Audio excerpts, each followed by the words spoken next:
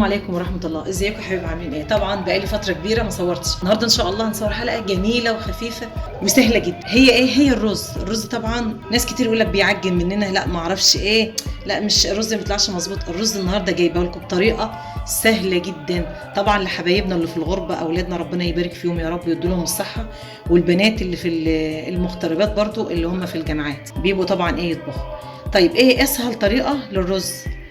المعيار اللي انت هتشتغلي بيه ده اللي انا بشتغل بيه. اي معيار بقى عندك انت، كوبايه، طبسيه، اي حاجه انت عايز تشتغلي بيه، نفس العيار اللي هتعيري بيه هو نفس العيار اللي هتحطي بيه الميه. دي المكونات بتاعتنا، وملح، وطبعا زيت او سمنه، مفيش فيه اي خطوات زياده، ده طريقتي.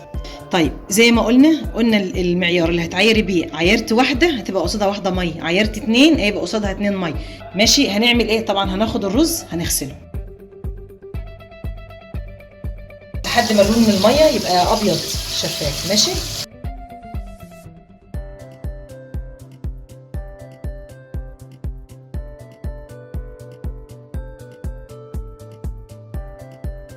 طبعا انا غسلته اهوت، لازم يكون نظيف طبعا، وتصفيه بعد كده من الميه اللي فيه كلها. انا عامله اتنين، يبقى اهو ادي واحد ادي اتنين، ده العيار اللي انا عاملاه. انت بقى ما ترتبطيش بيا، انت اعملي اللي انت عايزاه، تكون ميته نظيفه ورايقه. طيب هنعير الملح ازاي؟ ربع معلقه. ماشي، عشان هما اتنين هنحط كمان ايه، ربع اهو، يبقى كده الرز خلص. طبعا يفضل ان هو يتنقع، لو سبتيه ساعه بيبقى كويس. طب لو انت مستعجله اطبخي على طول مفيش مشكله.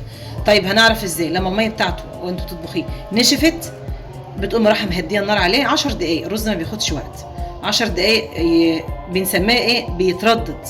بعد كده طبعا بيبقى عندك الماده الدهنيه، زيت او سمنه، ده راجع لك انت. تكمله للرز طبعا دلوقتي الزيت اللي هنحطه على الرز، زيت او سمنه، ده راجع لك انت. لو حله صغيره ما بتاخدش غير 10 دقائق على النار بعد ما اسمه ترديد. طب لو حله كبيره طبعا اكيد هتزيد، تبقى ربع ساعه. طبعا ده الرز بعد ما اتطبخ وعليه ايه، هنضيف عليه الزيت او السمنه براحتك انت، وشويه رز ان شاء الله بالف هنا وشفا لحبايبنا اللي طلبوه مننا ايه ان احنا نعمله. طبعا بقى تمسكيه كده اهو، ما شاء الله ما شاء الله تبارك الله، لا معجن. التزمي بالمعيار، انا لا اقول لك حطي عقله الصابع، في ناس بتعرف الحاجات دي وفي ناس بتعمل بالنظر، بس انا بقول لاولادنا الجداد العرايس والشباب اللي في الغربه اهو، التزم بالمعيار. اي معيار انت حابب تحطه اعمله واشتغل عليه، يطلع معاك الرز ما شاء الله. طبعا عملت لكم الرز بشكلنا هم جمال عشان تشوفوا قد ايه هو مفلفل وجميل وحبايته حلوه ما شاء الله تبارك الله. وطبعا عملت لكم برده شكل هنا يعني ديكور بقى. ماشي، ما تنسوش تعملوا اشتراك وتفعلوا زر الجرس وتشتركوا في القناه عشان يجيلكم كل جديد من قناه اميره حسن.